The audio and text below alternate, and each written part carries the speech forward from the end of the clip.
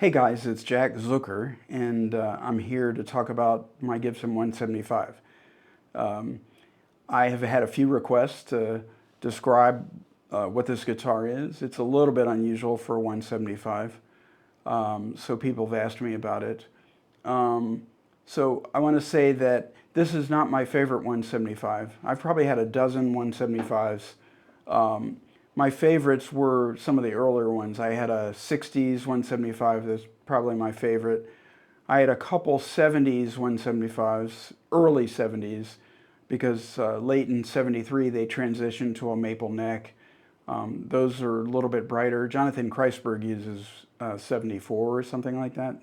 Of course, he sounds great on anything, but I like the mahogany neck ones. They're a little bit darker. And I had an 89, which I don't know if it was my favorite, but it had a very distinctive, very 60s Joe Pass kind of sound. And it had a mahogany back inside. So of course, it's plywood, so I'm not sure whether the mahogany affected the sound that much.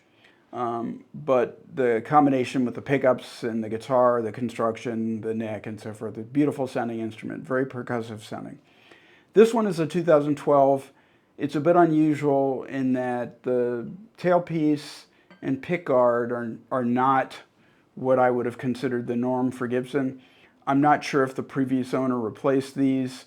I have seen a couple other 2012s with this L5 stop pickguard, so I believe it's stock, and maybe the tailpiece is too. I actually purchased a different tailpiece for this, but I never installed it. The tailpiece I purchased was more in keeping with 2012. Also, in 2012, Gibson was known to laminate the fingerboards. So I don't know if this one has a laminate fingerboard, but it may. And I was hesitant to buy it because I'm not real fond of more recent Gibsons. And I have a little bit of prejudice against that 2012 year.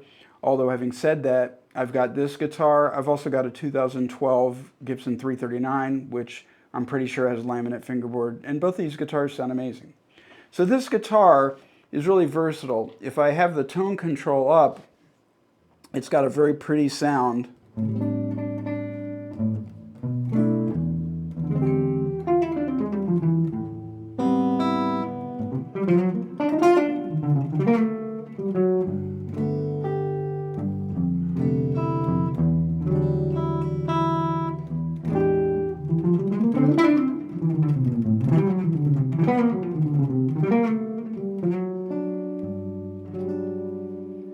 And it's got that 175 thing where the notes are shortened a little bit, and it's something that years ago I deemed thunk, and I probably should have copywritten that because it's sort of caught on, and you hear people talk about thunk all the time now. But it's got a very thunky sound, meaning that when you hit the notes, that they sound somewhat muted. They don't sustain like they do on a solid top guitar. Now you can increase that sort of thunkiness by turning the tone control down and muting the strings. And if I do that, it's got even more of that sort of smoky 60s sound.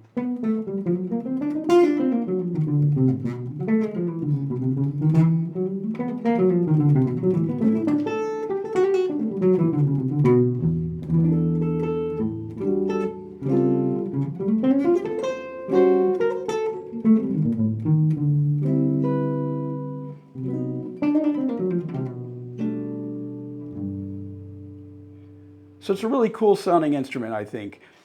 It also, now I've got flat wounds on this. I've got Labella flats, and I think I have 12 to 52s, but many times I swap the top two strings out from a 12 and a 16 to a 14 and an 18. I'm not sure whether I have that on there. Let me let you hear what it sounds like in the middle position, because I think it's a cool sound too. Sort of twangy, but still jazzy.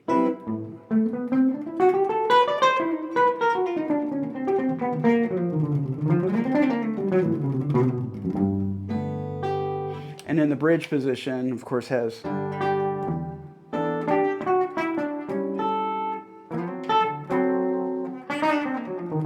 Now, I actually like the bridge on this guitar for a little bit of overdrive.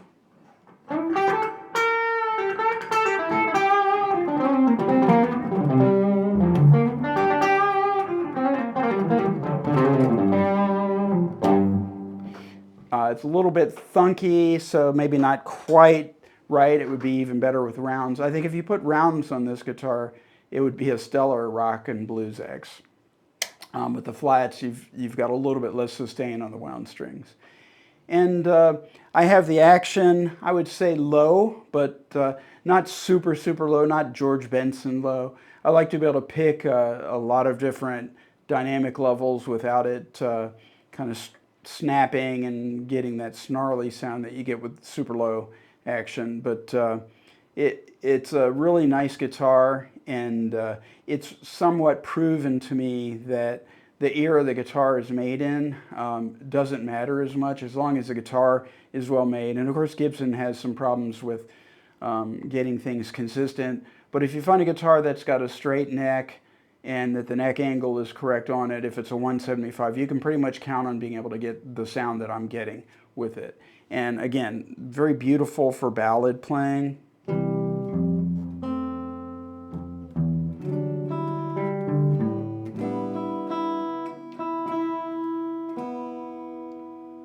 Hint, don't play blues licks before playing a ballad.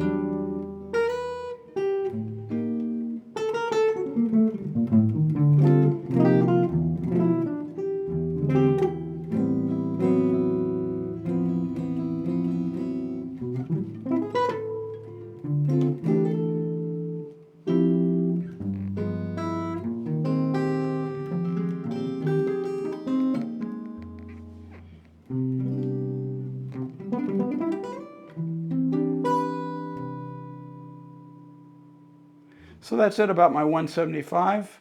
If you have any other questions, feel free to reach out. Feel free to ask me whatever you want. And if you want to hear something different, I'm happy to give you some other examples of this or any of my other axes. I'll probably do something similar with some of my other instruments. Really love this one, and I would say that if you're looking for 175, don't make the mistake I made, which was to become very obsessed about older ones, because if you do, you may also replicate the experience I've had where I've purchased 175s from the 60s and 70s and had problems with bracing that was broken, bracing that was not glued properly to the top, tops that have sunk, etc., etc. And I was chasing something, and the payoff is not necessarily worth all of the effort involved. On the other hand, I will say that I recently purchased a 63 Barney Kessel, and it had a lot of the problems I just described. In fact, the bracing had separated from the top, and I had to spend some money getting it fixed, getting the bracing re-glued. And that turned out to be a very worthwhile effort, but I am very attached to those 63 instruments. And I would say, though, that the 90s and early 2000s instruments are very well made.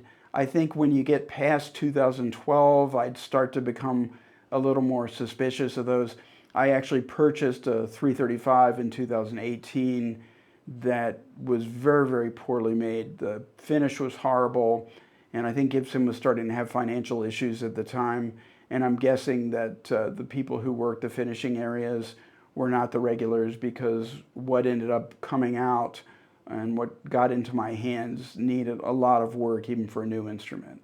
So stick to, I'd say 2012, 2013 or earlier. But if you get down, I would say like around 92, 93, then you start running the risk of an instrument that's 40 years old or 30 years old, and you'll have potentially some problems with bracing and other things that you may or may not want to deal with. So anyway, if you like my stuff, please subscribe to my YouTube channel. Please like this and comment, and ask me whatever you want to ask me, and I'll try to answer and get back to you. This is Jack Zucker signing out.